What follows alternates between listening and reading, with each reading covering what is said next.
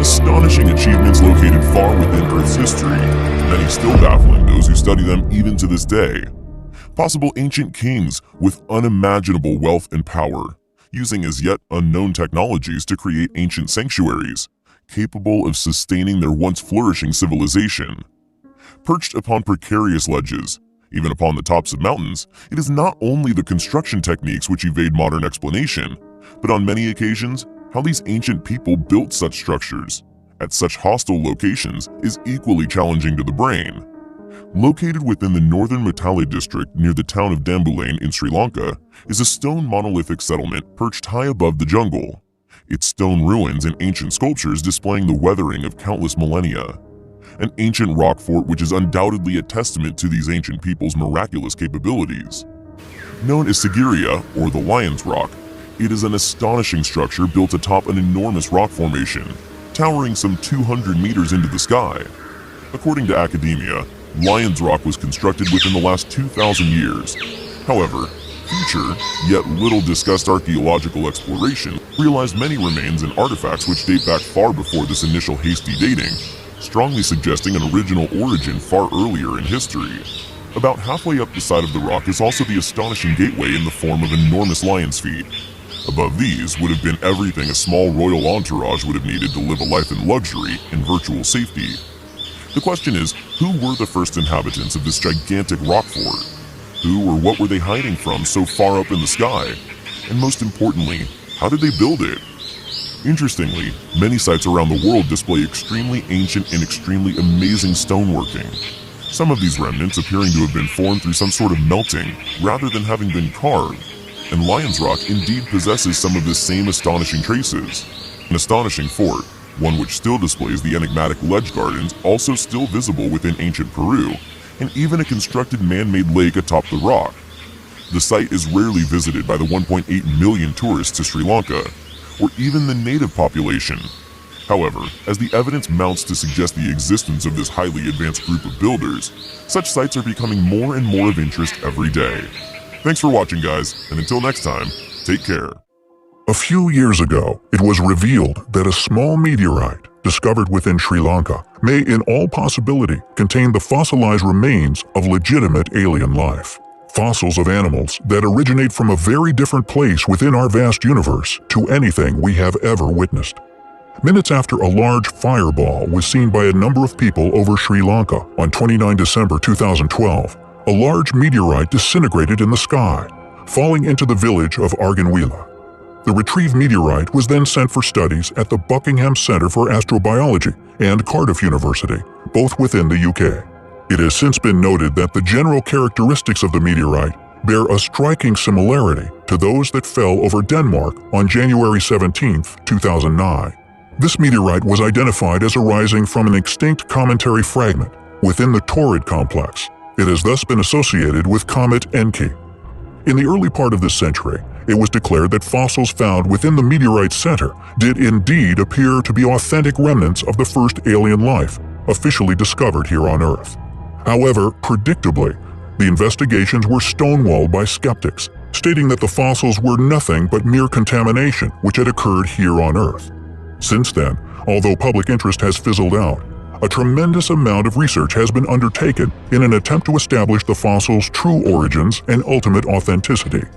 This research has resulted in a detailed report reviewed and published within the Journal of Cosmology, with an opening statement as follows. We report the discovery, for the first time, of diatom frustules in a carbonaceous meteorite that fell in the north-central province of Sri Lanka on 29 December 2012. Roughly translated, this means that we have officially discovered fossilized alien life.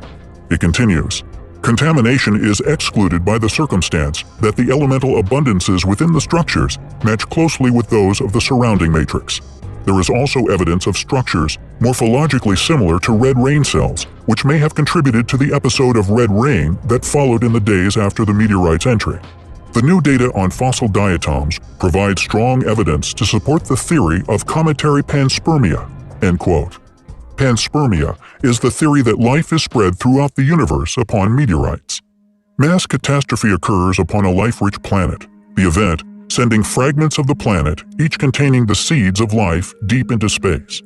These seeds then float across space. Some, like a seed from a tree caught on the breeze, may be lucky enough to land in a location capable of sustaining them, thus spreading life throughout the cosmos. It is a theory relative to the spread of life which is seen from seeds on the wind. Reports of microfossil discoveries in meteorites have a long and complicated history. Early claims of microfossils in carbonaceous meteorites by Klaus and Nagy in 1961 were quickly dismissed as contaminants. Pollen grains were often mistakenly attributed to microfossils. However, this new study and the evidence thereof is now undeniable. And although these tiny creatures are so small they cannot be seen by the naked eye, they harbor the power to impact all of our perceptions about our universe in a profound way. They will inevitably shape our Earth, and indeed acceptance of the fact that we are, officially, not alone.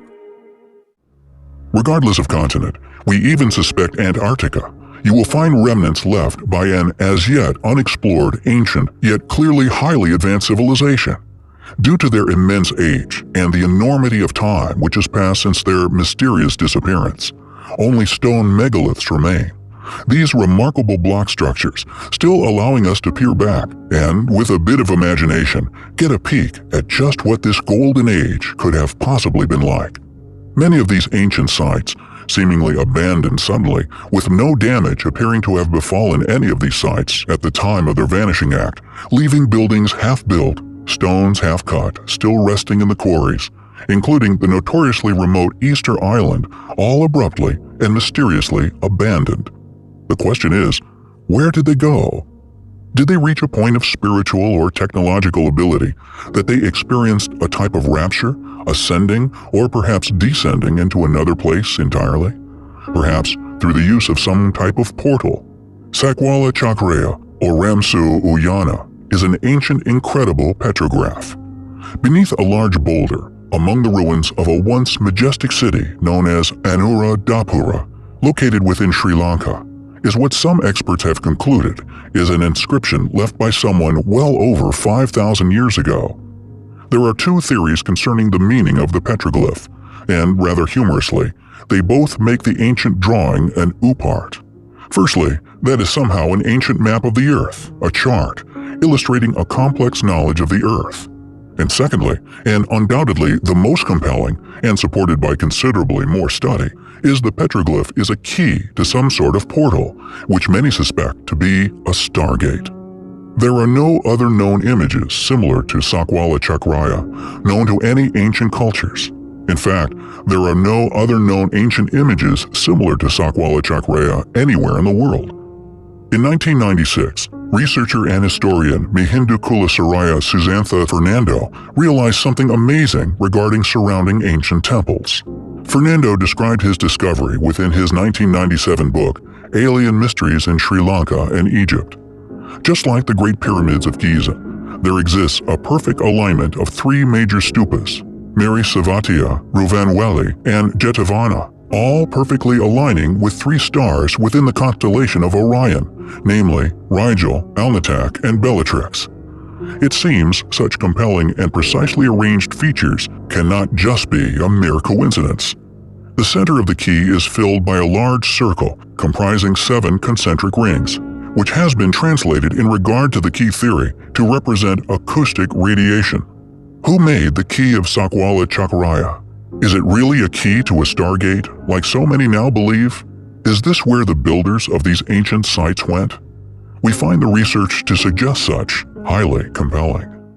Throughout the last few years, the speculation regarding an engraving, now commonly known as the Stargate of Ramsu Uyana, has been circling within certain fields. Known locally as Bawa Chakraya or the Sakwala Chakraya, it is hidden upon a boulder at the Royal Goldfish Park, sandwiched between Tisawiwa and the Isuramanaya rock temples at the World Heritage Site of Anuradhapura, Sri Lanka. It is not only a unique artifact, but as mentioned, a symbol believed by many to be a key to a portal.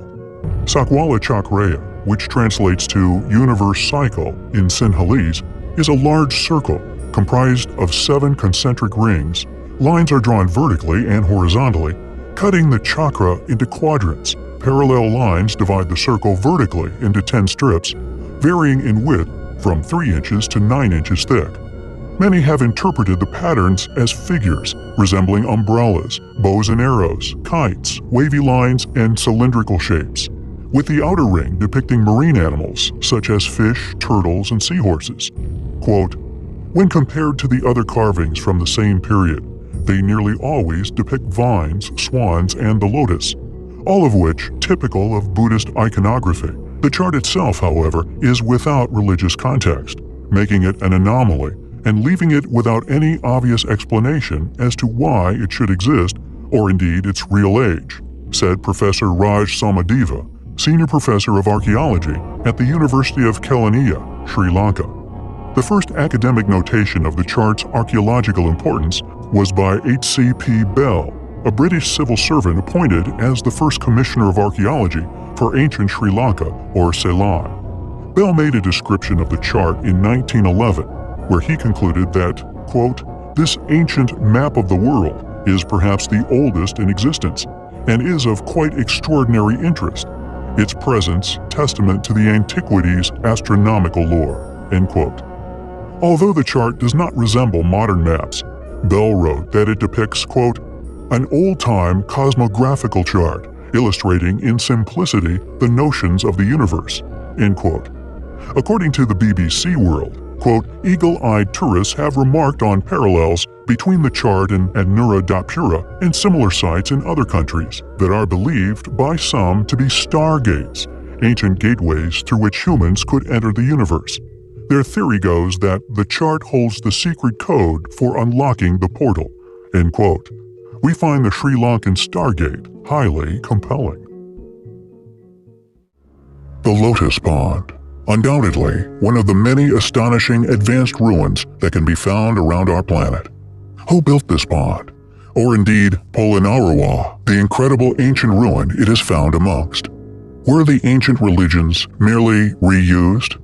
Maybe due to an attempt to claim such structures as their own.